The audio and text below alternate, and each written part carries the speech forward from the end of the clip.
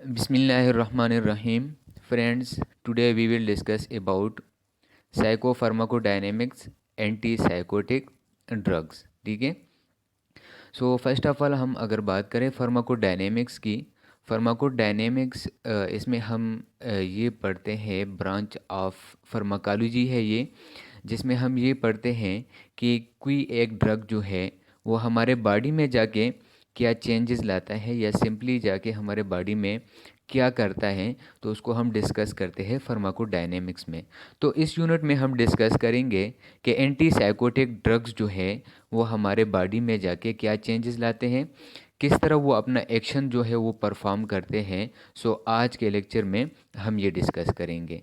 Anti psychotic drugs को समझने के लिए सबसे पहले हम डिस्कस करेंगे इस लेक्चर में साइकोसिस, कि साइकोसिस क्या होता है। फिर हम डिस्कस करेंगे शिज़ोफ्रेनिया। शिज़ोफ्रेनिया हम इसलिए डिस्कस करेंगे कि बोथ साइकोसिस and schizophrenia are interrelated. किस तरह इंटर रिलेटेड है ये भी हम डिस्कस करेंगे। सो शिज़ोफ्रेनिया के बाद हम डिस्कस करेंगे डोपामिनर्जिक पाथवेज। डोपामिनर्जिक पाथवेज हम ये जो टॉपिक है ये एक बहुत इम्पॉर्टेंट टॉपिक है इस यूनिट को समझने के लिए, इस एंटी साइकोटिक ड्रग्स को समझने के लिए।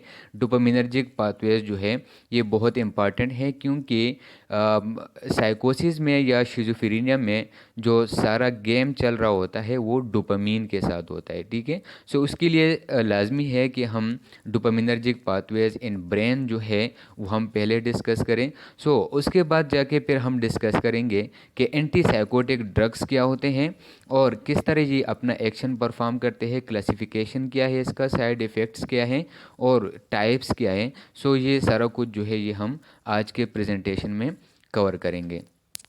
सबसे पहले हमारे पास साइकोसिस, words to describe condition that affect to mind where has been some loss of contact with reality. So साइकोसिस जो है ये एक कंडीशन है, ठीक है, जो क्या करता है, अफेक्ट द माइंड, आपके माइंड को मुतासिर कर देता है। Where has been some loss of contact with reality, जिसके बाद जाके आप रियलिटी को नहीं पहचानते। ठीक है। When someone become ill in this way it is called a psychotic episode. ठीक है। साइकोटिक जो है, साइकोसिस जो है ये in the form of episode होता है। ठीक है। कुछ टाइम के लिए बंदा जो है वो साइकोसिस में चला जाता है और फिर उसके बाद बैक टू नॉर्मल आ जाता है। कुछ पेशेंट आपको इस तरह भी मिलेंगे कि वो 24/7 जो है वो साइकोसिस में होते हैं, वो बिल्कुल जो है वो नॉर्मल कंडीशन में नहीं आते।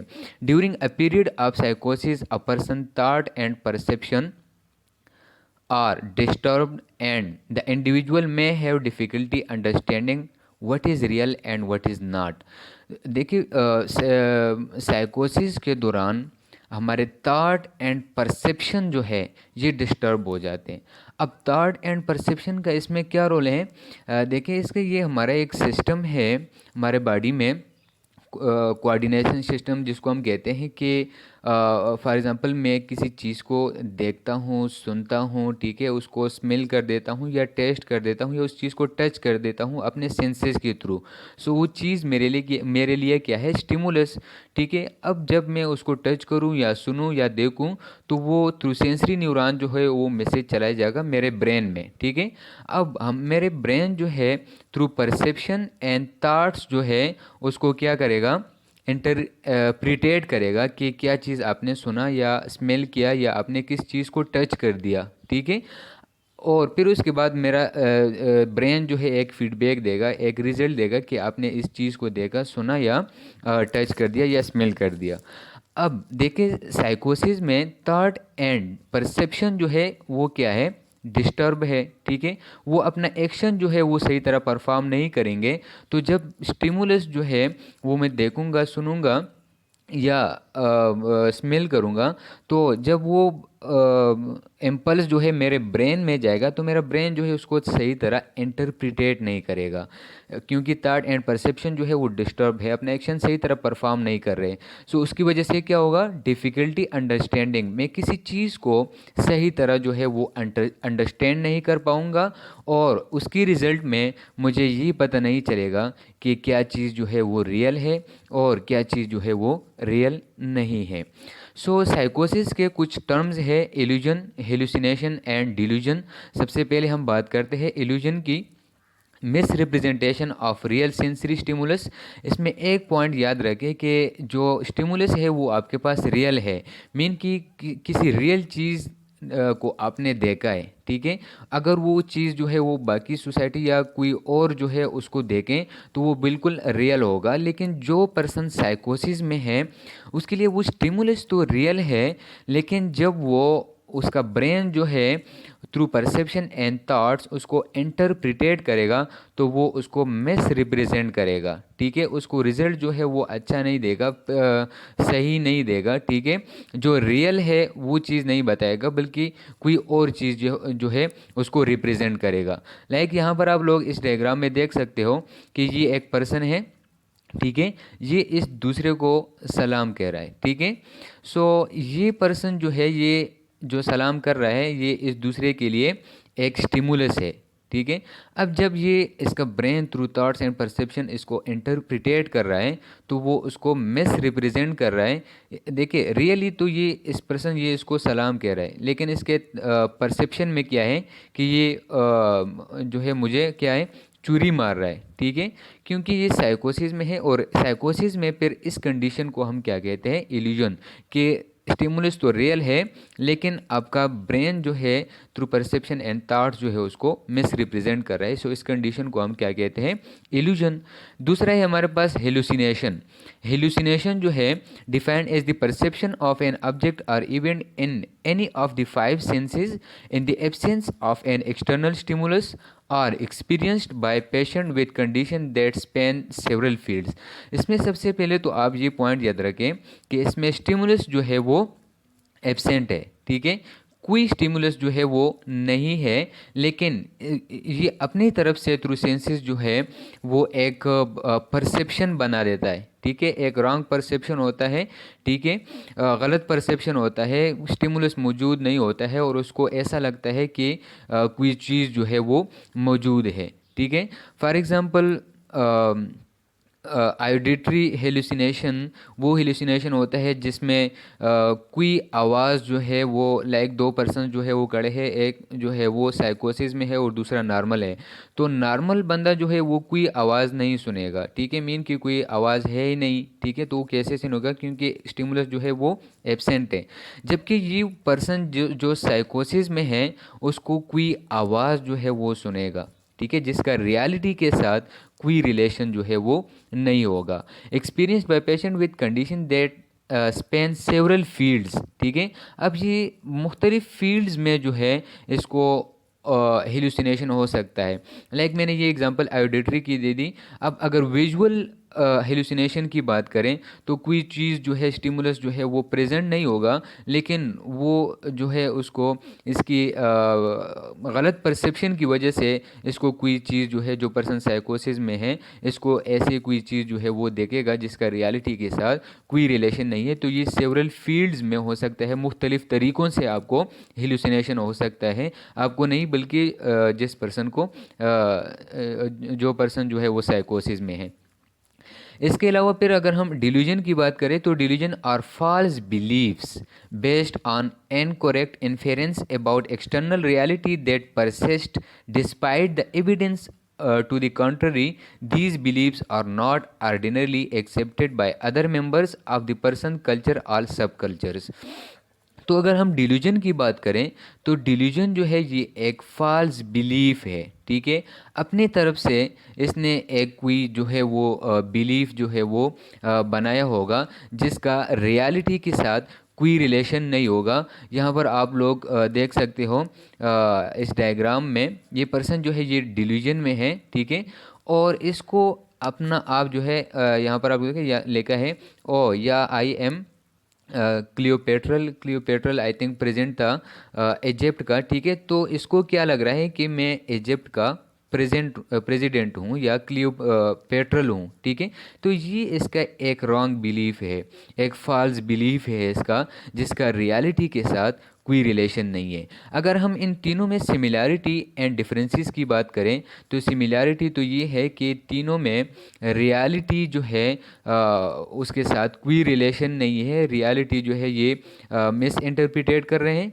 अगर हम इसमें डिफरेंसेस की बात करें, तो इल्यूजन में जो है रियल सेंसरी स्टिमुलस जो है वो मौजूद है, और हाँ साइकोटिक पेशेंट जो है उसको क्या कर रहा है, मिस रिप्रेजेंट कर रहा है। हेलुसिनेशन में अगर हम देखें, एक्सटर्नल स्टिमुलस नहीं मौजूद, डिल्यूजन में भी एक्सटर्नल स्टिमुलस नहीं है, लेकिन हेलुसिनेशन में क्या है कि जो चीज़ फॉर एग्जांपल रियल में मौजूद नहीं है, ठीक है, और ये उसको देख रहा है, तो ये सेवरल फील्ड में होगा। इसको ऑडिटरी ऐसा कोई हेलुसिनेशन भी हो सकता है, ठीक है, विजुअल भी हो सकता है, मुख्तलिफ फील्ड्स में इसको हो सकता है, मुख्तलिफ तरीक़ों से इसको ये हेलुसिनेशन हो सकता है। जबकि डिल्यूजन जो है ये फॉल्स बिलीफ है, ये स्पेसिफिक होता है। लाइक ये जो पर्सन है इसको लग रहा है कि मैं एक प्रेसिडेंट हूँ, ठीक है। तो ये एक स्पेसिफिक एक पॉइंट पर है, इसको बस यही लगेगा कि मैं एक प्रेजेंट हूँ। अगर मैं इसका एग्जांपल दूसरे तरीके से दूँ, तो डिल्यूजन साइकोटिक पेशेंट जो जिसको डिल्यूजन होता है, वो फॉर एग्जांपल कोई एक स्पेसिफिक पर्सन है उसके फैमिली में, फॉर एग्जांपल उसका भाई है, और उसको उससे ये उसके बिलीफ है, फॉल्स बिलीफ है कि ये मुझे नुकसान पहुंचा रहा है, मुझे मारने की कोशिश करता है। तो ये जो कोशिश, मारने की कोशिश है, ये वही उस भाई की तरफ ही सिर्फ होगा। उसकी अपनी अम्मी से जो है ऐसा कोई तवक्को नहीं हुआ कि ये मुझे नुकसान पहुंचाने की कोशिश कर रहे हैं। सिर्फ अपने भाई से होगा कि मेरा भाई जो है ये मुझे नुकसान पहुंचाने की कोशिश कर रहा है। सो सेवरल फील्ड में नहीं हो सकता है, स्पेसिफिक एक पर्टिकुलर किसी मेथड से डिल्यूजन जो है इसको हो सकता है। फिर अगर हम डिल्यूजन की टाइप्स की बात करें, तो बहुत सारे टाइप्स हैं, लेकिन 5 जो है इसके मेजर टाइप्स हैं। सबसे पहले है erotomanic. The person believes someone is in love with them and might try to contact that person. Often it's someone important or famous. This can lead to stalking behavior. So erotomanic delusion में ये person जो है ये believe करता है कि कोई जो है मुझसे प्यार करता है, ठीक है, और ये उस पर्सन से कांटेक्ट करने की भी कोशिश करेगा, ठीक है। ये पर्सन जो है ये कोई फेमस भी हो सकता है, ठीक है, या कोई इम्पॉर्टेंट इसके लिए भी हो सकता है, या कोई सेलिब्रिटी वगैरह ये भी हो सकता है। This can lead to stalking behaviour. Stalking behaviour in case of love हम कह सकते हैं कि इसको हेरेस करने की कोशिश भी करेगा। अगर हम ग्रैंडियोज डिल्यूजन की बात करें, so this person has an over inflated sense of worth, power, knowledge or identity. This could believe they have a great talent or made an important discovery. So grandiose delusion में ये जो person है ये believe करता है कि मेरे पास जो है ओवर कॉन्फिडेंस होता है इसमें कि या तो मेरे पास बहुत ज़्यादा पावर है, या मेरे पास बहुत ज़्यादा नॉलेज है, ठीक है, या मैं कोई ऐसी सेलिब्रिटी हूँ, ठीक है, या मुझ में ऐसा बहुत ज़्यादा जो है वो टैलेंट है, या मैंने ऐसे इम्पॉर्टेंट कोई डिस्कवरी की है। तो ये एक फॉल्स बिलीफ होता है इन केस ऑफ डिल्यूजन, जिसमें वो अपने आप को ओवर कॉन्फिडेंस जो है वो देखता है। अगर हम जीलिश डिल्यूजन की बात करें, a person with this type believes their spouse और sexual partner is unfaithful. In jealous delusion में ये इस पर्सन का बिलीफ होता है, जो कि रॉन्ग बिलीफ है, फॉल्स बिलीफ है, कि मेरा जो स्पाउस है या सेक्सुअल पार्टनर है वो अनफेथफुल है, बेवफा है। परसिक्यूटरी delusion, someone who has this belief they are someone close to them are being mistreated, or that someone is spying on them or planning to harm them. They might make repeated complaints to legal authorities. Persecuted delusion में ये person का false belief होता है कि कोई जो है वो मुझे नुकसान पहुंचाने की कोशिश कर रहा है। आइदर ये पर्सन जो है जिससे ये तवक्को रखता है कि मुझे नुकसान पहुंचाने की कोशिश कर रहा है, ये इसका कोई करीबी रिश्तेदार या इसका कोई फ्रेंड या इसका कोई फैमिली मेम्बर जो है वो हो सकता है, ठीक है। ये जो है इसका जो कंप्लेन है वो लीगल अथॉरिटीज़ को भी देगा, ठीक है, क्योंकि इसके अंदर जो है ये रियलिटी को एक्सेप्ट नहीं करता है डिल्यूजन वाला पर्सन या साइकोसिस वाला पर्सन, ठीक है। सो उसकी वजह से ये क्या करेगा, कुछ भी कर सकता है क्योंकि उसको वही रियल दिखता है जो ये दिखता है। Somatic, they believe they have a physical defect और मेडिकल प्रॉब्लम। अब सोमेटिक डिल्यूजन में ये पर्सन बिलीव करता है कि मुझे कोई फिजिकल डिफेक्ट है। फॉर एग्जांपल इसको ऐसा लगता है कि मेरे कान छोटे हैं, मेरे नाक जो है वो छोटा है, या कोई ऐसा फिजिकल डिफेक्ट जो है इसको देखेगा जिसका रियलिटी के साथ कोई रिलेशन जो है वो नहीं होगा, या ये सुनेगा या ये सोचेगा कि मुझे कोई मेडिकल प्रॉब्लम है, ठीक है। फॉर एग्जांपल ये सोच रहा होता है कि मुझे हार्ट अटैक हो रहा है, ठीक है, या मुझे ऐसी कोई डिजीज़ है। तो ये इसके जस्ट फॉल्स बिलीफ होते हैं। नेक्स्ट में अगर हम बात करें तो नेक्स्ट डिल्यूजन में these people have two or more of the types of delusion listed above. इसमें फॉर एग्जांपल कोई एक पर्सन है जिसको एरोटोमेनिक डिल्यूजन भी है, ग्रैंडियोज डिल्यूजन भी है, एंड जीलस डिल्यूजन भी है, तो फिर उसको हम क्या कहते हैं, मिक्स्ड डिल्यूजन। इसके बाद अगर हम बात करें शिज़ोफ्रेनिया की, तो शिज़ोफ्रेनिया मैंने आप लोगों को स्टार्ट में बता दिया कि साइकोसिस and schizophrenia both are interrelated. Difference क्या है इन दोनों में? साइकोसिस जो है ये एक कंडीशन है, जबकि शिज़ोफ्रेनिया जो है ये एक डिसऑर्डर है। So it is a genetic predisposition characterised by delusion, hallucination and thinking और speech disturbances occurring mainly in adolescence. ये एक जेनेटिक प्रीडिस्पोजिशन है, मीन कि जेनेटिकली आपका डेवलपमेंट जो है वो अगर सही तरह नहीं हो जाए, ठीक है, तो आपके ब्रेन या उसके जो केमिकल्स हैं वो सही तरह डेवलप नहीं हुए होंगे, ठीक है। उसकी वजह से क्या होगा, आपको डिल्यूजन होगा, ठीक है, आपको हेलुसिनेशन होगा, thinking difficulties and speech disturbance वगैरह होगा, ठीक है। एंड शिज़ोफ्रेनिया जो है ये मेजॉरिटी किस एज में होता है, एडोलेसेंस एज में होता है, ठीक है।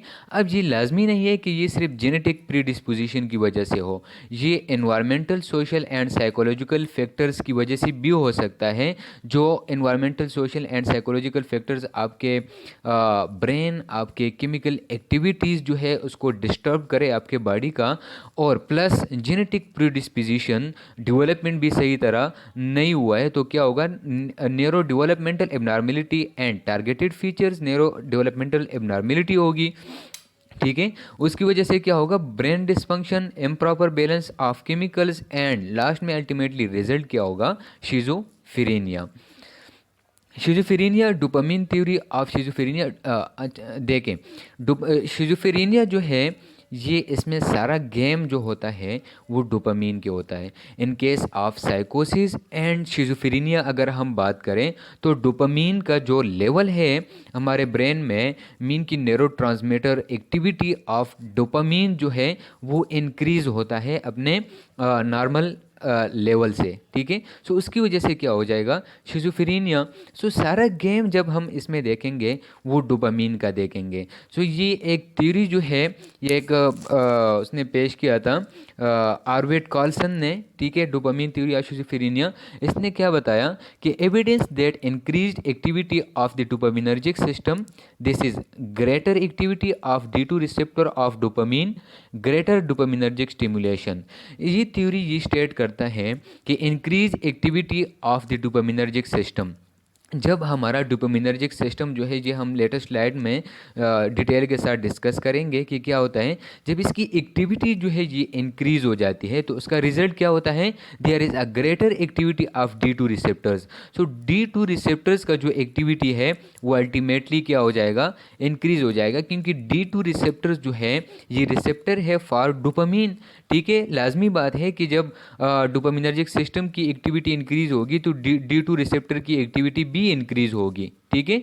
और रिजल्ट क्या होगा, greater dopaminergic stimulation, greater dopaminergic stimulation हो जाएगा, ठीक है। न्यूरॉन जो है, न्यूरोट्रांसमीटर एक्टिविटी ऑफ डोपामिन जो है ये इंक्रीज हो जाएगी। और हमने डिस्कस कर दिया कि डोपामिन जब इंक्रीज हो जाते हैं, ठीक है, न्यूरोट्रांसमीटर्स जो है ये इंक्रीज हो जाते हैं, तो हमें जो है वो क्या होता है, शिज़ोफ्रेनिया। देखिए डोपामिन जो है it's not only an pleasure hormone, ठीक है। ये कोई सिर्फ प्लेजर हार्मोन नहीं है, बल्कि इसके साथ साथ ये मुख्तलिफ बहुत सारे डिसऑर्डर जो है ये भी काज कर सकता है। शिज़ोफ्रेनिया एक सीवियर डिजीज़ है, डिसऑर्डर है, ये आप लोग देख सकते हो। Antipsychotics agents reduce dopamine synaptic activity. जब हम एंटीसाइकोटिक एजेंट देंगे, मीन कि एंटीसाइकोटिक्स ड्रग्स देंगे, वो क्या करेगा, reduce dopamine synaptic activity, dopamine synaptic activity जो है वो डिक्रीज करेगा,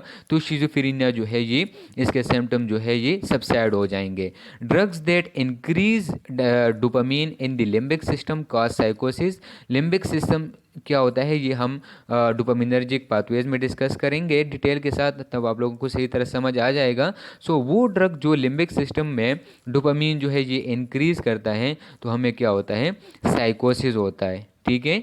and drugs that reduce dopamine in the limbic system postsynaptic D2 antagonist reduce साइकोसिस। सो वो ड्रग जो पोस्ट साइनेप्टिक जो डोपामिन रिसेप्टर है उसको ब्लॉक कर देता है, ठीक है। या सिंपली अगर मैं कहूँ कि लिम्बिक सिस्टम में डोपामिन जो है वो रिड्यूस कर देता है, तो क्या होगा रिजल्ट में, रिड्यूस साइकोसिस। क्योंकि मैंने बता दिया कि शिज़ोफ्रेनिया या साइकोसिस में जो डोपामिन है इसका लेवल जो है वो इंक्रीज हो जाता है, तो एंटी साइकोटिक ड्रग्स जो है उसको क्या कर देता है, सबसाइड कर देता है, रिड्यूस कर देता है। सो इसके सिम्टम जो है वो सबसाइड हो जाते हैं। अगर हम इसकी सिम्टम्स की बात करें तो एक होते हैं पॉजिटिव सिम्टम्स और दूसरे होते हैं नेगेटिव सिम्टम्स।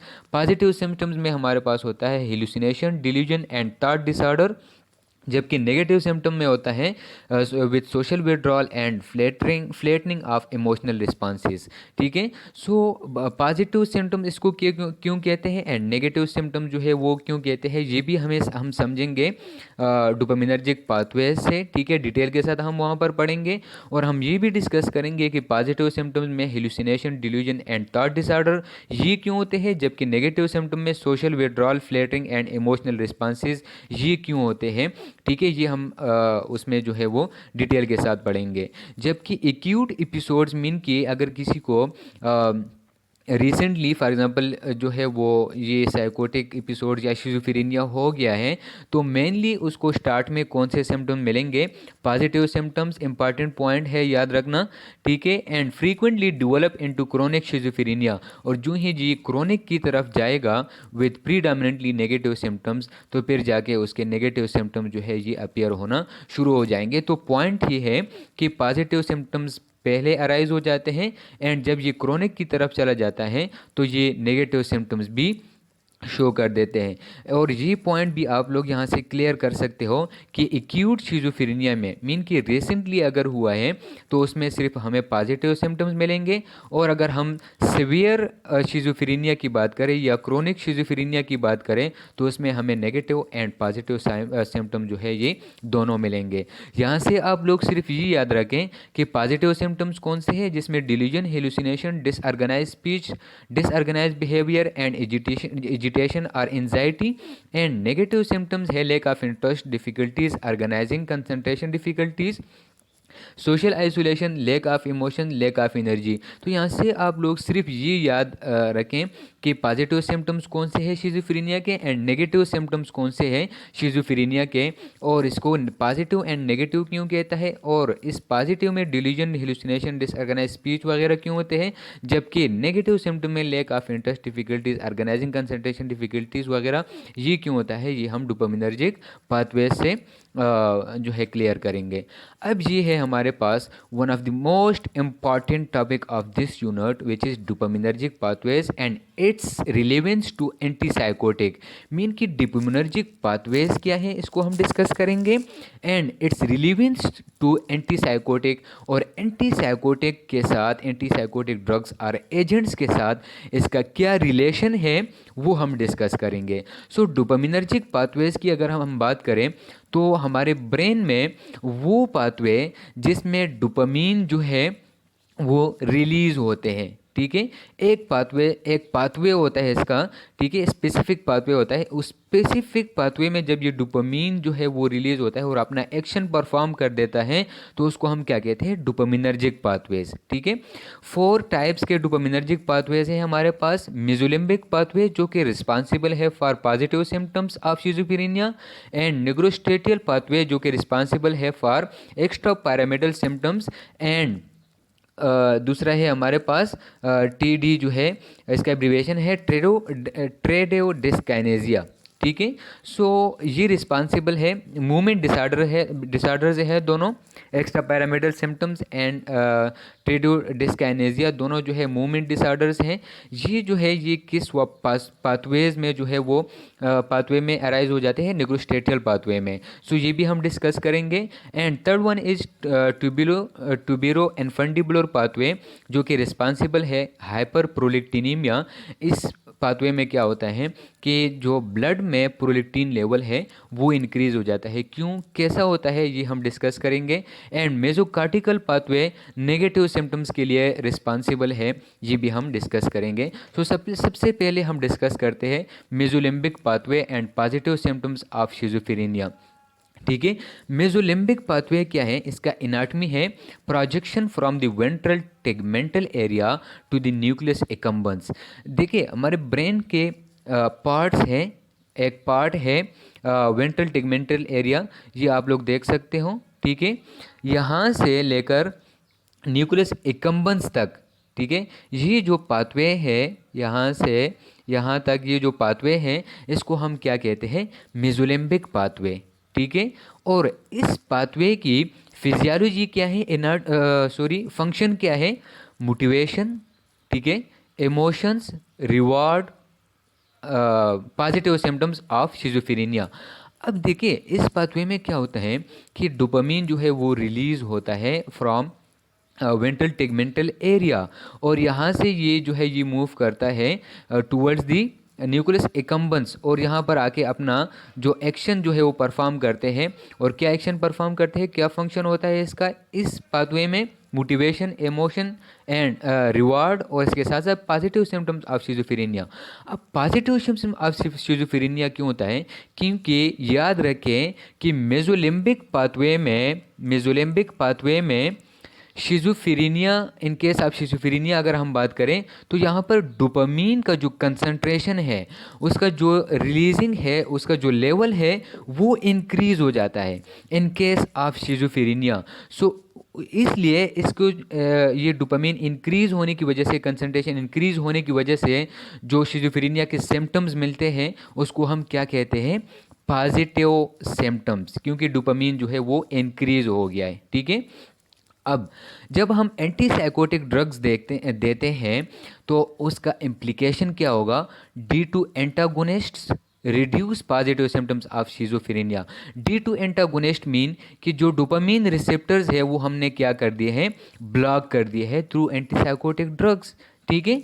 तो जब हमने वो ब्लॉक कर दिए तो अल्टीमेटली हमारे पास जो डोपामीन का कंसंट्रेशन है वो इस पाथवे में क्या हो जाएगा, बैक टू नॉर्मल आ जाएगा। तो जो पॉजिटिव शिज़ोफ्रेनिक सिम्टम्स है वो क्या हो जाएंगे, रिड्यूस हो जाएंगे, ठीक है।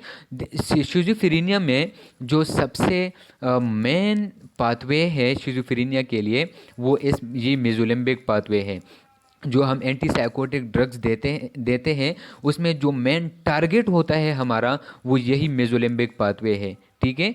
सो दूसरा पाथवे है mesocortical pathway, are negative symptoms के लिए ये रिस्पॉन्सिबल होता है।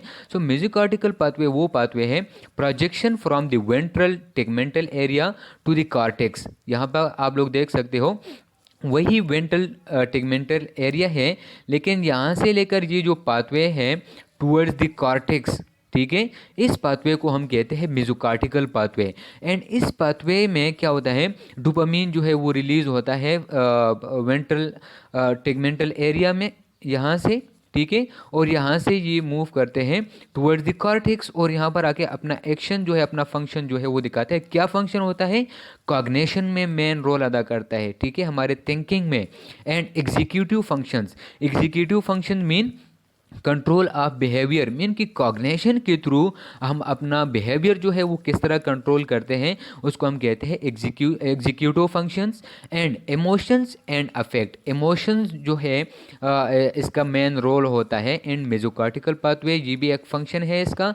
एंड अफेक्ट, अफेक्ट क्या होता है साइकोलॉजी में, एक्सपीरियंस ऑफ फीलिंग, ठीक है, क्या फील कर रहा है बंदा, उसका मूड क्या है, इसको हम क्या कहते हैं, अफेक्ट। सो इस मेसोकॉर्टिकल पाथवे में जब डोपामीन जो है वो रिलीज होते हैं from ventral tegmental area and move करते हैं टुवर्ड द कॉर्टेक्स, यहाँ पर ये अपना क्या फंक्शन शो करते हैं, cognition, executive function and emotion and affect, ठीक है। अब याद रखें कि इस मेसोकॉर्टिकल पाथवे में हमारे पास जो डोपामीन होता है वो डिक्रीज होता है, ठीक है, अपने नॉर्मल लेवल से क्या होते हैं, डिक्रीज, ठीक है। इसमें सॉरी,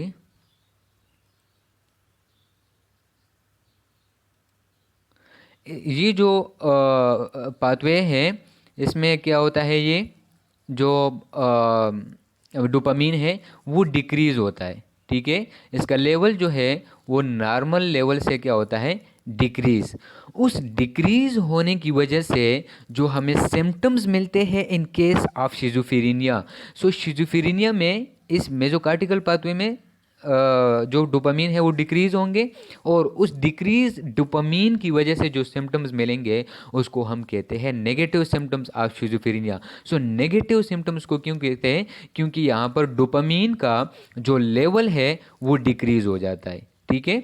अच्छा, dysfunction of the mesocortical pathway might be related to cognitive and negative symptoms in schizophrenia। so cognitive के साथ क्यों रिलेटेड है, क्योंकि यहाँ पर ये जो फंक्शन शो करता है कार्टेक्स वो कॉग्निशन के साथ रिलेटेड है, और जब यहाँ पर डोपामीन जो है वो डिक्रीज हो गया तो वो अपना फंक्शन जो है उसमें लाजमी बात है कि डिफरेंस तो आएगा, ठीक है, और डिफरेंस किस में आएगा, कॉग्निशन में, इमोशंस वगैरह में, ठीक है, और इसके साथ साथ फीलिंग्स, मूड्स, बिहेवियर में जो चेंजेस आएंगे। नेगेटिव सिम्टम्स में आप लोग देखें तो सारे जो सिम्टम्स है वो behaviour, mood and emotions and behaviour के साथ रिलेटेड है। सो ये था हमारे पास मेसोकॉर्टिकल पाथवे जो कि रिस्पॉन्सिबल है फॉर नेगेटिव सिम्टम्स। अब हम बात करेंगे नेग्रो। अच्छा, यहाँ पर एक पॉइंट ये भी याद रखें कि देखिए यहाँ पर पहले से इन शिज़ोफ्रेनिया की कंडीशन में डोपामीन जो है वो डिक्रीज़ है। जब हम एंटी साइकोटिक ड्रग्स देंगे तो ये क्या हो जाएंगे, मज़ीद डिक्रीज़ हो जाएंगे, ठीक है। तो ये एक इम्पॉर्टेंट क्वेश्चन है, ठीक है, ये हम जो है सॉल्व करेंगे जब हम एंटी साइकोटिक ड्रग्स पढ़ेंगे, ठीक है, क्योंकि एंटी साइकोटिक ड्रग्स के थ्रू हम डोपामीन का जो कंसंट्रेशन है या उसकी जो न्यूरोट्रांसमीटर एक्टिविटी है उसको हम क्या कर देते हैं, डिक्रीज़ कर देते हैं। और यहाँ पर ऑलरेडी शिज़ोफ्रेनिया में डिक्रीज़ है, एंटी साइकोटिक के थ्रू अगर हम इसको मज़ीद डिक्रीज़ करें तो ये तो नेगेटिव सिम्टम जो है ये मज़ीद वर्स हो जाएंगे। तो किस तरह हम इसको सॉल्व करते हैं, सबसाइड कर देते हैं ड्रग्स के थ्रू, वो हम एंटी साइकोटिक ड्रग्स में डिस्कस करेंगे, ये याद रखें ये पॉइंट। नेग्रो स्ट्राइटल पाथवे ये रिस्पॉन्सिबल होता है for extra pyramidal symptoms. Extra pyramidal symptom जो है ये एक साइड इफ़ेक्ट है एंटी साइकोटिक ड्रग्स का, ठीक है। अच्छा, पहले ये पाथवे जो है डिस्कस करते हैं। इस पाथवे की जो एनाटमी है, प्रोजेक्शन फ्रॉम सब्सटेंशिया निग्रा और इसको कहते हैं पार्स कंपेक्टा टू स्ट्राइटम कार्डेट एंड पुटामिन। इस स्ट्राइटम को या कार्डेट एंड पुटामिन को कोलेक्टिवली कहते हैं बेजल गैंग्लिया, ठीक है। सो वो पाथवे जो प्रोजेक्ट होता है from substantia nigra part of the brain towards the basal of ganglia, तो इस पाथवे को हम क्या कहते हैं, नेग्रोस्ट्राइटल पाथवे। मीन कि इस पाथवे में डोपामीन जो है वो रिलीज होते हैं from substantia nigra part of the brain towards the basal ganglia, ठीक है। और बेसल गैंग्लिया में आके वो अपना क्या फंक्शन जो है वो परफॉर्म करते हैं, स्टिमुलेशन ऑफ पर्पसफुल मूवमेंट, ठीक है, क्योंकि ये basal of ganglia part of brain जो है ये मूवमेंट को कंट्रोल करने के लिए रिस्पॉन्सिबल है। और इन केस ऑफ शिज़ोफ्रेनिया यहाँ पर भी इस पाथवे में भी जो डोपामीन का लेवल है वो क्या हो जाता है, डिक्रीज़ हो जाता है। ठीक है, सो जब ये डिक्रीज़ हो जाएगा तो हमारे पास जो मूवमेंट डिसऑर्डर्स है, ठीक है, लाइक पार्किंसन है, ठीक है, डिस्काइनेजिया वगैरह, कोलेक्टिवली इसको हम क्या कहते हैं, एक्स्ट्रा पैरामिडल सिम्टम्स, मीन की मूवमेंट में जो है उसकी डिस्टर्बेंस मिलेगी। और वो मूवमेंट डिसऑर्डर क्यों अराइज होते हैं, ड्यू टू डोपामीन जो है उसकी लो होने की वजह से। सो देखिए शिज़ोफ्रेनिया में डोपामीन जो है वो ऑलरेडी क्या है, लो है। जब हम एंटी साइकोटिक ड्रग्स देंगे, सो एंटी साइकोटिक ड्रग जो है वो डोपामीन को मज़ीद जो है वो डिक्रीज़ कर देता है। सो जब ये मज़ीद डिक्रीज़ हो जाएंगे तो हमें क्या मिलेगा, एक्स्ट्रा पैरामिडल सिम्टम्स मिलेंगे, लाइक पार्किंसनिज्म। ठीक है, पार्किंसनिज्म में हमारे पास फिर सारे जो मूवमेंट डिसऑर्डर्स हैं वो आ जाते हैं। ठीक है, डिस्काइनेजिया वगैरह। तो ये जो है ये एक साइड इफ़ेक्ट है एंटी साइकोटिक ड्रग्स का। Implications, due to antagonism induces extra pyramidal symptoms, pseudo parkinsonism. ठीक है, सो ड्यू टू एंटागोनिज्म के थ्रू हम क्या करते हैं, हम डोपामीन को जो है वो उसकी रिसेप्टर को ब्लॉक कर देते हैं। शॉर्टली अगर सिंपली अगर मैं कहूँ कि डोपामीन की जो कंसंट्रेशन है या उसकी जो साइनेप्टिक एक्टिविटी है उसको हम डिक्रीज़ कर रहे हैं, वो अपना जो मैसेज है या उसका जो कोऑर्डिनेशन है वो हम डिक्रीज़ कर रहे हैं। तो जब हम वो डिक्रीज़ करते हैं, मज़ीद डिक्रीज़ करते हैं, तो हमारे पास एक साइड इफ़ेक्ट आ जाता है इस ड्रग्स का, extra pyramidal symptoms. And extra pyramidal symptoms क्यों आते हैं, क्योंकि इसमें पार्किंसन वगैरह ये डिजीज़ आ जाते हैं। और पार्किंसन एंड डिस्काइनेजिया वगैरह वो जो डिजीज़ है उसमें वो क्यों अराइज होते हैं, क्यों कहा जाते हैं, due to deficiency of dopamine. क्योंकि शिज़ोफ्रेनिया में डोपामीन कम थे और आपने एंटीसाइकोटिक के थ्रू मज़ीद कम कर दिए, तो ये साइड इफ़ेक्ट जो है ये एक मेन साइड इफ़ेक्ट होता है एंटीसाइकोटिक ड्रग्स का। किस तरह हम इसको सबसाइड करेंगे एंटीसाइकोटिक ड्रग्स में, तो ये हम डिस्कस करेंगे एंटीसाइकोटिक ड्रग्स जब हम पढ़ेंगे। Third pathway is tuberoinfundibular pathway and prolactin release. ठीक है, अब ट्यूबरो इन्फंडिबुलर पाथवे क्या है, इसकी एनाटमी है hypothalamus, arcuate and periventricular nuclei to infundibular region, median eminence. ठीक है, सो अगर मैं सिंपली बात करूं तो हाइपोथैलेमस से लेकर, ठीक है, टूवर्ड्स दी पिट्यूटरी ग्लैंड की तरफ जो प्रोजेक्शन है उसको हम क्या, उस पाथवे को हम क्या कहते हैं, ट्यूबरो इन्फंडिबुलर पाथवे। अब ये जो है पाथवे है, ये रिस्पॉन्सिबल है या इसकी जो फंक्शन है वो क्या है, dopamine is released into the portal circulation connecting the median eminence with the anterior pituitary gland. Dopamine tonically inhibits prolactin release. ठीक है, देखिए एक पॉइंट याद रखें कि इस पाथवे में भी डोपामीन का जो कंसंट्रेशन है वो क्या होता है, डिक्रीज होता है। ठीक है, मीन कि हाइपोथैलेमस से towards the pituitary gland dopamine जो है वो डिक्रीज होता है। यहाँ से जब डोपामीन जो है वो सिक्रीट होता है, ठीक है, तो वो कहाँ चला जाता है, infundibular region of pituitary gland, interior pituitary gland का पार्ट है ये। ठीक है, इन्फंडिबुलर रीजन। सो यहाँ पर हमारे पास हार्मोन होते हैं प्रोलेक्टिन। ठीक है, ये हार्मोन होते हैं प्रोलेक्टिन। और ये इस प्रोलेक्टिन एंड डोपामीन का जो रिलेशन है वो इन्वर्स रिलेशन है। आई मीन कि जब डोपामीन जो है ये इंक्रीज होंगे तो प्रोलेक्टिन जो है ये डिक्रीज होंगे।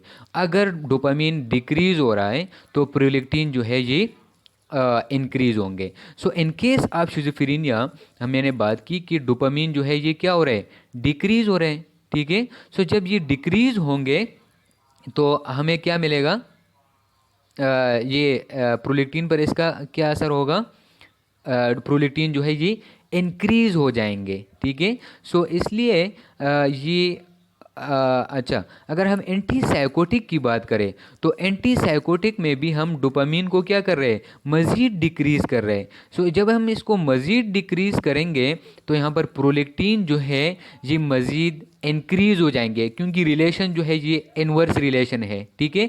तो हमारे पास क्या अराइज हो जाएगा, हाइपर प्रोलेक्टिनीमिया। एक साइड इफेक्ट है एंटीसाइकोटिक ड्रग्स का। किस तरह हम इसको सबसाइड करेंगे, एंटीसाइकोटिक ड्रग्स में हम डिस्कस करेंगे। अच्छा, इसका अगर मैं मज़ीद थोड़ा और डिटेल बता दूं तो डोपामीन एंड प्रोलेक्टिन का इनवर्स रिलेशन है, and prolactin and FSH hormone जो है फॉलिकल स्टिमुलेटिंग हार्मोन, इन दोनों का भी इनवर्स रिलेशन है। देखिए, डोपामीन डिक्रीज हो गए, प्रोलेक्टिन क्या हो गया, इंक्रीज, हाइपर प्रोलेक्टिनीमिया हो गया, ठीक है। और प्रोलेक्टिन एंड एफएसएच का भी इनवर्स रिलेशन है, मैंने बता दिया। तो एफएसएच क्या हो जाएंगे, डिक्रीज हो जाएंगे, क्योंकि प्रोलेक्टिन जो है ये इंक्रीज हो गए। फॉलिकल स्टिमुलेटिंग हार्मोन जब डिक्रीज होंगे तो हमारे पास बहुत सारे रिप्रोडक्टिव प्रॉब्लम जो है वो अराइज हो जाएंगे। लाइक स्पेसिफिकली अगर मैं फीमेल्स में बात करूं तो फीमेल्स में मेंस्ट्रुअल साइकिल जो है वो डिस्टर्ब हो जाएगा, ठीक है। इसके साथ साथ ओव्यूलेशन वगैरह, ठीक है, एग फार्मेशन वगैरह। तो ये बहुत सारे जो रिप्रोडक्टिव सिस्टम है उसमें बहुत सारी जो है वो डिस्टरबेंस आ जाएगी due to antipsychotic drugs. Implication क्या है इसका, D two antagonism increase prolactin level किस तरह इंक्रीज कर देता है ये मैंने आप लोगों को बता दिया। ये चारों पाथवे हैं। सबसे पहले हमने मेसोलिम्बिक पाथवे की बात की थी, ठीक है। हमने बात की थी कि इसमें डोपामीन का जो लेवल है वो इंक्रीज होता है। फिर हमने बात की थी मेसोकार्टिकल की, ठीक है। मेसोकार्टिकल में डोपामीन का लेवल जो है वो डिक्रीज होता है, नेगेटिव सिम्टम जो है ये शो कर देते हैं। एंड नेग्रोस्ट्रेटल में हमने बात की थी कि इसमें भी डोपामीन डिक्रीज, ठीक है। और ट्यूबरो इन्फेंडिकुलर की अगर हम बात करें तो इसमें भी डोपामीन जो है ये डिक्रीज होते हैं। सारे जो पाथवेज है उसमें डोपामीन डिक्रीज हो जाते हैं इन केस ऑफ शिजोफ्रेनिया, जबकि मेसोलिम्बिक जो है उसमें इंक्रीज हो जाता है। सो जब हम एंटीसाइकोटिक ड्रग्स पढ़ेंगे उसमें सबसे ज़्यादा जो हम टारगेट करेंगे वो हम इस मेसोलिम्बिक पाथवे को करेंगे, क्योंकि यहाँ पर डोपामीन जो है वो इंक्रीज हो गए हैं। और डोपामीन ये शिजोफ्रेनिया जो है ये due to increase level of dopamine की वजह से हो जाता है। एंटीसाइकोटिक ड्रग्स की तरफ आते हैं अब हम। अगर ये पाथवेज आप लोगों को समझ आया हो तो एंटीसाइकोटिक ड्रग जो है अब हमारे लिए बहुत इजी है, ठीक है। So what do all antipsychotic in have common, ठीक है। सारे एंटीसाइकोटिक क्या फंक्शन करते हैं, they reduce dopaminergic neuro transmission dopaminergic neuro जो है इसको क्या करते हैं, डिक्रीज कर देता है। डोपामीन की कंसंट्रेशन जो है वो डिक्रीज हो जाएगी। सो हमारे पास जो शिजोफ्रेनिया के सिम्टम्स है वो जो है वो सबसाइड हो जाएंगे। सो सारे जब हम एंटीसाइकोटिक ड्रग्स देंगे हमारा मेन मकसद ये होगा कि डोपामिनर्जिक न्यूरोट्रांसमिशन जो है वो डिक्रीज़ हो जाए। इसकी अगर हम ये किस तरह इसकी एक पूरी जो है वो साइनेप्स के थ्रू ये किस तरह अपना ये रिलीज़ होते हैं और किस तरह साइनेप्स से दूसरे पोस्ट न्यूरॉनिक सिस्टम में चले जाते हैं। तो सबसे पहले होते हैं ये टायरोसिन। टायरोसिन जो है लेवोडोपा जो है इसमें कन्वर्ट हो जाते हैं। यहाँ से फिर ये डोपामीन फॉर्मेशन, एंड डोपामीन जो है ये आके वेजिकल में जो है स्टोर हो जाते हैं, एंड वेजिकल से प्री साइनेप्टिक रिसेप्टर्स के साथ अटैच हो जाते हैं, एंड ये जो साइनेप्टिक क्लिफ्ट है इसमें जाके सिक्रीट हो जाते हैं। और यहाँ से ये रिसेप्टर्स लगे हुए हैं, D1 D2 D3 D4 D5 dopamine receptors हैं, उसके साथ जाके अटैच हो जाते हैं, एंड सिंगल ट्रांसडक्शन मीन के पोस्ट साइनेप्टिक न्यूरॉन में जो है ये चले जाते हैं और अपना मैसेज जो है ये कन्वे कर देते हैं, अपना फंक्शन जो है ये परफॉर्म कर देते हैं, ठीक है। कुछ ये साइनेप्टिक क्लिफ्ट में कुछ डोपामीन जो है वो थ्रू MAO मोनोअमाइन ऑक्सीडेज के थ्रू उसकी डिग्रेडेशन हो जाती है, ब्रेकडाउन हो जाती है, और कुछ जो है वो उसका जो रीअपटेक हो जाता है, ठीक है, यहाँ पर थ्रू डोपामीन ट्रांसपोर्टर। अब हम यहाँ पर जब हम ड्रग्स देंगे, एक तो हम इस MAO के थ्रू उसकी ब्रेकडाउन इंक्रीज करेंगे, और एक हम ये रिसेप्टर्स जो है इसको क्या करेंगे, ब्लॉक करेंगे, ताकि यहाँ से इनकी जो एक्टिविटी है कौन सी एक्टिविटी, डोपामिनर्जिक न्यूरोट्रांसमिशन एक्टिविटी जो है इसकी, वो हम ब्लॉक करेंगे ताकि पोस्ट साइनेप्टिक न्यूरॉन में इसकी जो ट्रांसडक्शन है वो कम हो जाए और उसकी वजह से जो सिम्टम्स है शिज़ोफ्रेनिया के वो कम हो जाए। तो ये दो बेसिक काम हम करेंगे, एक हम रिसेप्टर्स ब्लॉक करेंगे और MAO जो है इसके थ्रू जो है इसकी ब्रेकडाउन इंक्रीज़ करेंगे और इसी के थ्रू जो है वो हम इसके रिसेप्टर जो है वो ब्लॉक करेंगे। तो सबसे पहले हम बात करते हैं MAO, मोनोअमाइन ऑक्सीडेज। ठीक है, हमने एंटी डिप्रेसेंट्स में इसको डिटेल के साथ पढ़ चुके हैं। ठीक है, यहाँ पर मैं थोड़ा सा सिर्फ ओवरव्यू दूंगा। सबसे पहले इसकी दो दो आइसोफॉर्म्स होते हैं, एक होता है MOAA एंड दूसरा है MAOB। ठीक है, इसकी अगर हम लोकेशन की बात करें तो पेरिफेरी में प्लेसेंटा, गट एंड लीवर, इसके साथ हमारा कोई रिलेशन नहीं है। हम ब्रेन में बात करेंगे, इसका जो लोकेशन है in all region containing such as locus coeruleus highest importance. जबकि MAOB की अगर हम बात करें तो पेरिफेरी में platelet, lymphocyte, liver and osteocytes वगैरह में ये होते हैं। जबकि ब्रेन में primary antigen that's synthesize and store serotonin prominent at nucleus raphe dorsalis posterior और हाइपोथैलेमस। ठीक है, उसके लिए इसके लिए जो सबस्ट्रेट, देखिए ये एंजाइम है मोनोअमाइन ऑक्सीडेज, और एंजाइम जो है ये अटैच होते हैं सबस्ट्रेट के साथ। इसके लिए सबस्ट्रेट क्या है, किसके साथ ये अटैच होते हैं, नॉरएपिनेफ्रिन के साथ, एपिनेफ्रिन के साथ एंड सेरोटोनिन के साथ। इसके साथ साथ अगर हम MAOB की बात करें तो ये अटैच होते हैं डोपामीन के साथ, सेरोटोनिन के साथ एंड नॉरएपिनेफ्रिन के साथ। सो इसमें जो हम अपने टॉपिक की तक महदूद अगर हम बात करें तो हम MAOB जो है ये हम देंगे मेजॉरिटी केसेस में, क्योंकि ये डोपामीन की जो डिग्रेडेशन है वो मोर रैपिडली कर देता है। ठीक है, ड्रग्स दे टारगेट सेलेक्टिवली, वो कौन सा है, moclobemide, and drug they target non selectively phenelzine and tranylcypromine. ठीक है, ये दोनों जो है ये इरिवर्सिबल है। ठीक है, इरिवर्सिबल मीन कि ये डोपामीन रिसेप्टर से जल्दी जो है वो डिटैच नहीं होते हैं, जबकि ये जो है ये रिवर्सिबल है, ये जो है ये जल्दी जो है वो डिटैच हो जाते हैं। डोपामीन रिसेप्टर्स की अगर हम बात करें तो दो फैमिलीज है इसके, D1 D5। D1 फैमिली है, इसको हम कहते हैं। D2 रिसेप्टर फैमिली जो है इसमें D2 D3 एंड D4। हमारा जो मेन टारगेट होगा, जिस रिसेप्टर्स को हम ब्लॉक करने की ज़्यादा कोशिश करेंगे, वो ये D2 रिसेप्टर होगा। क्यों हम इसको टारगेट करते हैं, ड्यू टू इट्स लोकेशन। ठीक है, एक तो इसकी लोकेशन की वजह से और दूसरी लोकेशन की वजह से क्यों, क्योंकि हमारे पास जो पॉजिटिव सिम्टम्स जो उसके होते हैं शिज़ोफ्रेनिया के, एक तो वो इस सब्सटेंशिया नेग्रा पार्ट में होता है और इसका जो फंक्शन परफॉर्म होता है न्यूक्लियस एकम्बन्स में जो है वो जाके परफॉर्म होता है। सो इसलिए हम D2 रिसेप्टर्स को ज़्यादा टारगेट कर देते हैं। और दूसरा इसका मेन रीज़न ये है कि जब एक साइनेप्स से दूसरी साइनेप्स में थ्रू रिसेप्टर जो है मैसेज ट्रांसडक्ट होता है, तो सबसे ज़्यादा जो डोपामीन है वो अटैच होते हैं D2 रिसेप्टर के साथ। सो इसलिए हम D2 रिसेप्टर जो है वो ज़्यादा टारगेट कर देते हैं। General view of antipsychotic drugs, pharmacologically they are dopamine receptor antagonists, mostly D2 receptor and may be 5H2 receptor antagonist. So ये हमने तो बात कर ली कि D2 रिसेप्टर को हम क्या कर देते हैं, ब्लॉक कर देते हैं। ठीक है, लेकिन इसके साथ साथ कुछ मेडिसिन ऐसे हैं जिसमें हम सेरोटोनिन रिसेप्टर को भी ब्लॉक कर देते हैं। सो इसको हम डिटेल में पढ़ देते हैं। यहाँ पर आप लोग देख सकते हो, हम ज़्यादातर जो टारगेट करते हैं वो इस D2 रिसेप्टर को करते हैं। यहाँ पर आप लोग देख भी सकते हो कि D2 रिसेप्टर के साथ सबसे ज़्यादा जो साइनेप्टिक क्लिफ में डोपामीन जो है वो अटैच हो जाते हैं और इसके बाद D4 रिसेप्टर जो है उसके साथ अटैच हो जाते हैं। अगर हम एंटीसाइकोटिक ड्रग्स की बात करें तो दो टाइप्स है इसके, टाइपिकल एंड ए टाइपिकल। ठीक है, टाइपिकल को हम कहते हैं कि ये फर्स्ट जनरेशन ड्रग्स है, जबकि ए टाइपिकल जो है ये सेकंड जनरेशन ड्रग्स है। डिटेल में इन दोनों को हम पढ़ेंगे। न्यूरोलेप्टिक ड्रग्स, अच्छा एंटीसाइकोटिक ड्रग्स को याद रखें कि न्यूरोलेप्टिक ड्रग्स भी कहते हैं, सो कंफ्यूज नहीं होना अगर एंटीसाइकोटिक ड्रग्स की जगह न्यूरोलेप्टिक ड्रग्स आ जाए। दो टाइप्स हैं इसके, typical and A typical. Typical को हम क्लासिकल ड्रग्स भी कहते हैं, इसको ट्रेडिशनल ड्रग्स भी कहते हैं, जबकि एटाइपिकल को न्यूअर एजेंट्स कहते हैं। ठीक है, इसके फिर मज़ीद क्लासेस हैं। लाइक टाइपिकल ड्रग्स जो है इसके मज़ीद क्लासेस हैं फिनोतायाजीन्स, ठीक है, थायोजिनटीन्स, बेट्रोफिनोन्स, ठीक है, ये इसके मज़ीद 3 क्लासेस है।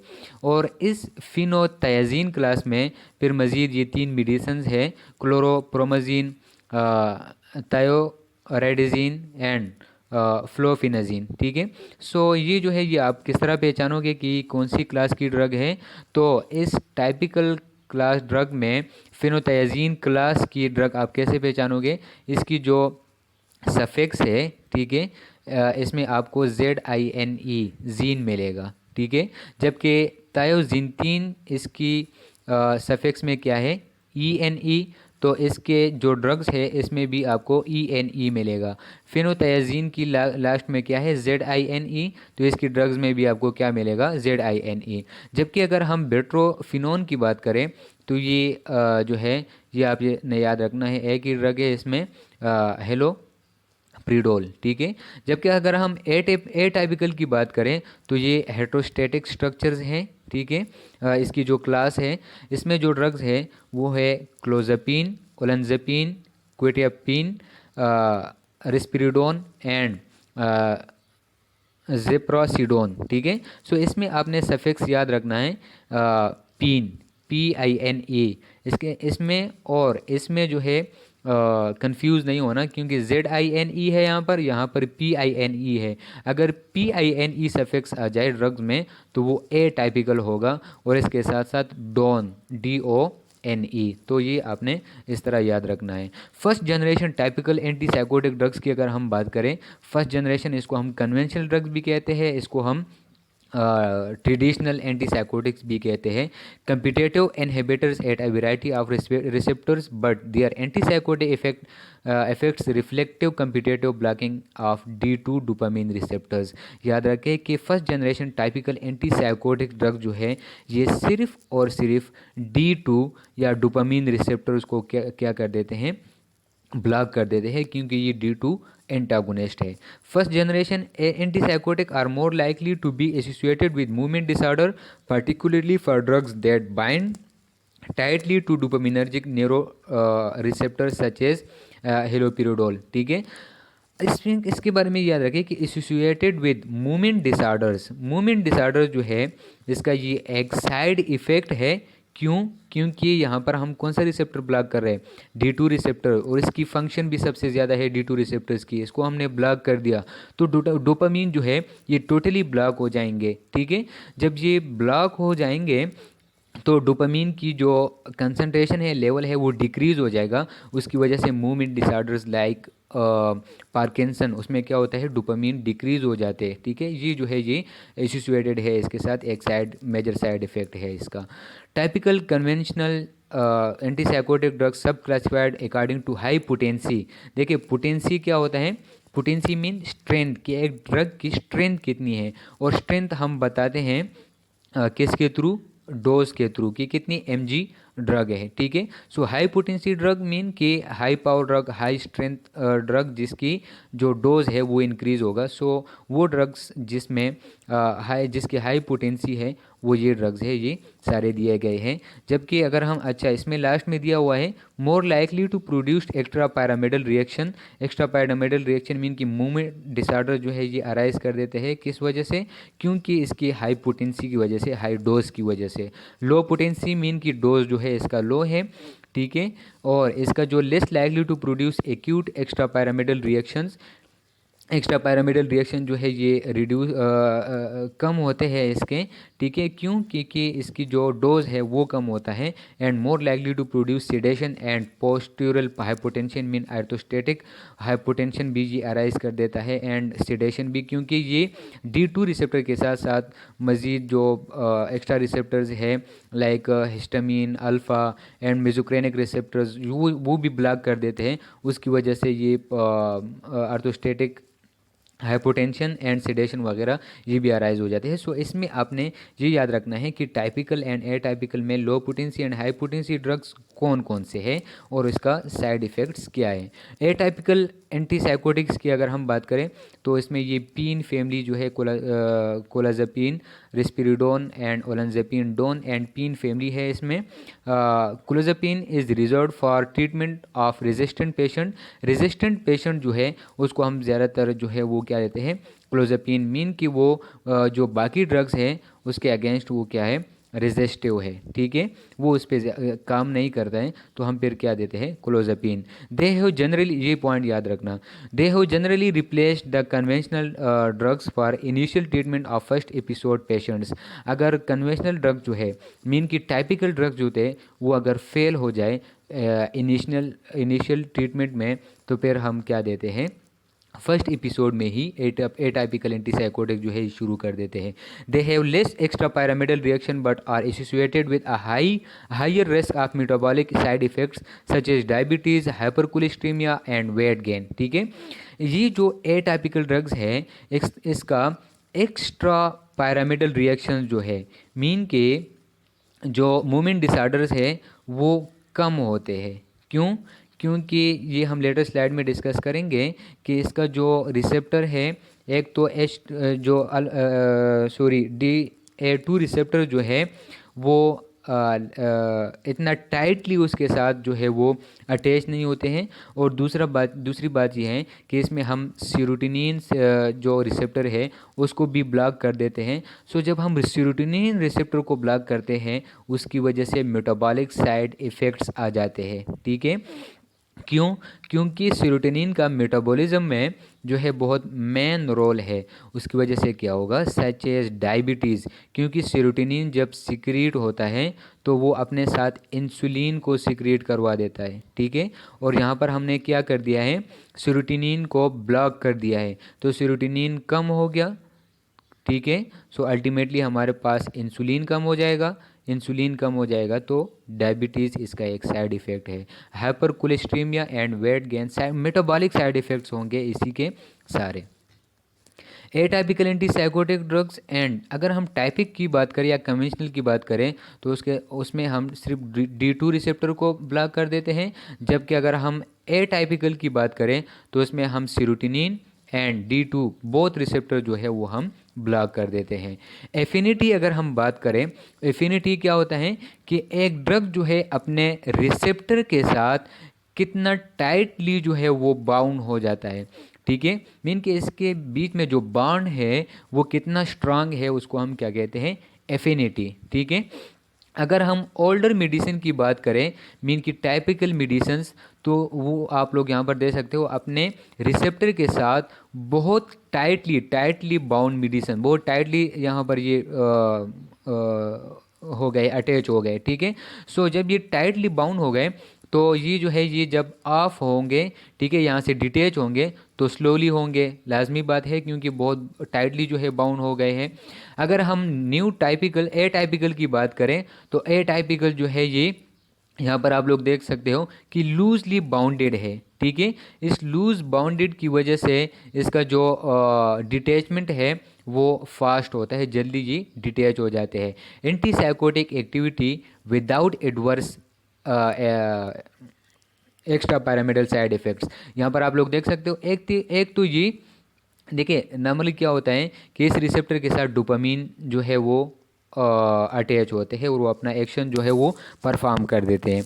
लेकिन इन केस ऑफ शिज़ोफ्रेनिया हमने क्या करना है, या साइकोसिस, हमने क्या करना है, इस रिसेप्टर को ब्लॉक कर देना है। तो यहाँ पर हमने ड्रग को अटैच करवा दिया, ठीक है। सो यहाँ पर आप लोग देख सकते हो कि फिर भी स्पेस है, यहाँ पर फिर भी कुछ डोपामीन भी जो है वो अटैच हो सकते हैं। सो इसलिए एक्स्ट्रा पैरामिडल साइड इफ़ेक्ट्स जो है वो कम होंगे, ठीक है। डोपामीन जो है वो उसकी लेवल जो है इतना डिक्रीज़ नहीं होगा इन case of A typical drugs. जबकि अगर हम टाइपिकल की बात करें तो यहाँ पर रिसेप्टर जो है पूरी का पूरा जो है वो फुली जो है वो क्लोज्ड है, डोपामीन के लिए कोई रास्ता नहीं है क्योंकि वहाँ पर ड्रग अटैच हुआ है। उसकी वजह से क्या होगा, anti psychotic activity, but risk of adverse extra pyramidal symptoms movement disorder जो है वो होगा। टाइपिकल इज D2 एंटागोनिस्ट, ठीक है, जबकि ए टाइपिकल जो है वो बोथ D2 एंड रिसिटोनिन जो है दोनों को ब्लॉक कर देता है। अगर हम टाइपिकल की बात करें तो इसमें जो D2 रिसेप्टर है वो बहुत स्ट्रांगली जो है वो अटैच होता है, जबकि अगर हम ए टाइपिकल की बात करें तो इसमें D2 जो है उसकी अफिनिटी जो है वो लो है, इतना स्ट्रांगली अटैच नहीं होता है, जबकि सीरोटोनिन जो है वो हाईली अटैच हो जाता है, ठीक है। High occupancy for D2, high APS extra pyramidal symptom risk. Occupancy mean कि एक ड्रग ने रिसेप्टर का कितना एरिया जो है उसने ऑक्यूपाई किया हुआ है, ठीक है। सो तकरीबन 75% तक अगर ये अपना एरिया जो है रिसेप्टर पर ऑक्यूपाई करे तो एंटी साइकोटिक एफिकेसी जो है इसकी नॉर्मल होती है। लेकिन अगर 75% से ज़्यादा ये जगह जो है ये रिसेप्टर पर ये अपना जो है वो ऑक्यूपाई करें तो उसके बाद एक्स्ट्रा पैरामीटर सिम्टम जो है ये इंक्रीज़ हो जाते हैं, ठीक है। सो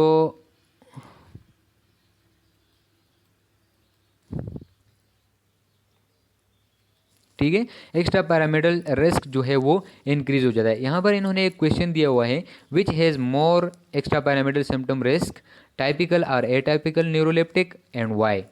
ये तो हमने बात कर ली कि ये कौन सी ड्रग है जिसकी, एक मिनट सॉरी, कौन सी ड्रग है जिसकी APS रिस्क जो है मीन एक्स्ट्रा पैरामीटर रिस्क जो है वो इंक्रीज़ है, ठीक है।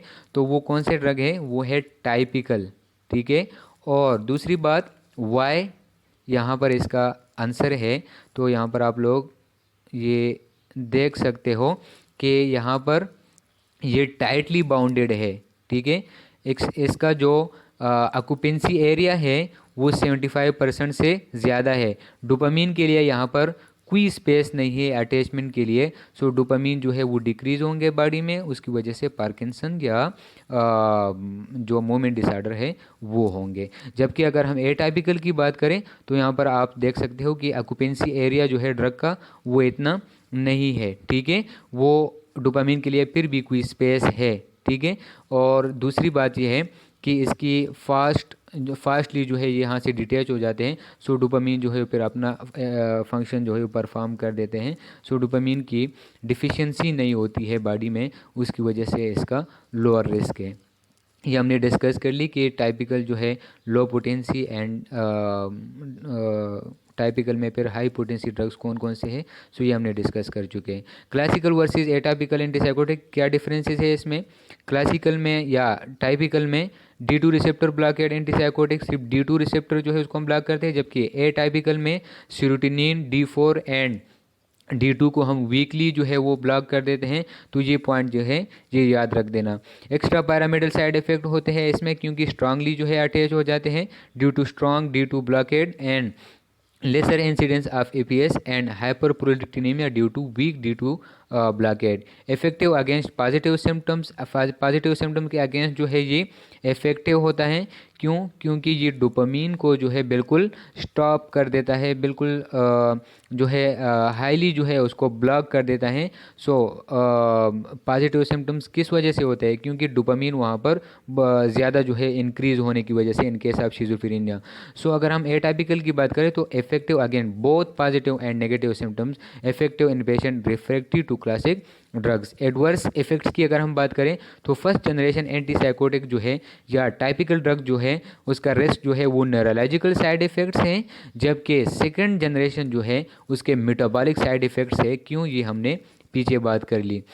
हम जो है एंटीसाइकोटिक जनरेशन को हम प्रेफर करते हैं, ठीक है, सॉरी एंटी एटाइपिकल जो है उसको हम प्रेफर करते हैं ऑन टाइपिकल। क्यों, क्योंकि lower incidence of extrapyramidal symptom, lower cost, fewer integration with other medication, indication for use in the elderly, indication for use in the children's.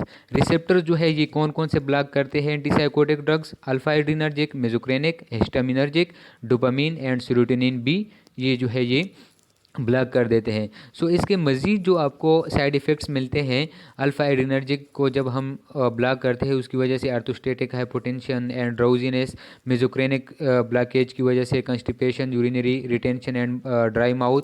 हिस्टामिनर्जिक को जब हम ब्लॉक करते थे वेट गेन, ड्राउजीनेस। डोपामिनर्जिक को जब हम ब्लॉक करते हैं तो उसकी वजह से antipsychotic therapeutic effects and hyperprolactinemia and EPS. Neuroleptic drugs, ठीक है, इसमें कौन सी ड्रग जो है कहाँ पर जाके अटैच हो जाता है। सो यहाँ पर किस रिसेप्टर के साथ जाके अटैच हो जाता है, यहाँ पर ये दिखाया गया है। लाइक फॉर एग्जांपल थायरोडिजोन की अगर हम बात करें तो वो जाके अटैच हो जाता है कोलिनर्जिक मस्कुरेनिक रिसेप्टर के साथ। अगर हम पर्टिकुलरली क्लो क्लोरप्रामाजीन की अगर हम बात करें तो वो अल्फ़ा एड्रीनर्जिक रिसेप्टर के साथ जाके अटैच हो जाता है। जबकि सारे जो है आल बट पर्टिकुलरली हेलोप्रिडोल जो है ये जाके अटैच हो जाता है डोपामीन रिसेप्टर के साथ। सो कौन सी ड्रग जो है किस रिसेप्टर के साथ जाके अटैच हो जाता है वो यहाँ पर दिखाया गया है। अगर हम समरी की बात करें तो typical neuroleptic and atypical neuroleptic drugs हैं, ठीक है। इसमें क्या होता है कि एम ओ ए जो है मोनोअमाइन ऑक्सीडेज, इसमें मोनोअमाइन ऑक्सीडेज। टाइपिकल न्यूरोलेप्टिक जो है D2 एंटागोनिस्ट, ठीक है, डोपामीन 2 रिसेप्टर को हम ब्लॉक करते हैं। जबकि ए टाइपिकल में हम सीरोटिनिन D2 एंड D2 जो है वो रेपिडली डिसोसिएट भी होता है in case of A typical neuroleptic में। अगर हम इसके अदर इफेक्ट्स देखें तो antagonism of H1 M1 alpha 1 receptor among others. जबकि इसमें भी ये सारे होते हैं लेकिन इसमें सीरोटिनिन जो है ये एक्स्ट्रा जो है वो आ जाता है। So it's all about anti psychotic drugs, ठीक है। इसमें अगर किसी का कोई क्वेश्चन हो तो वो नीचे कमेंट सेक्शन में पूछ सकता है। थैंक यू, अल्लाह हाफिज़।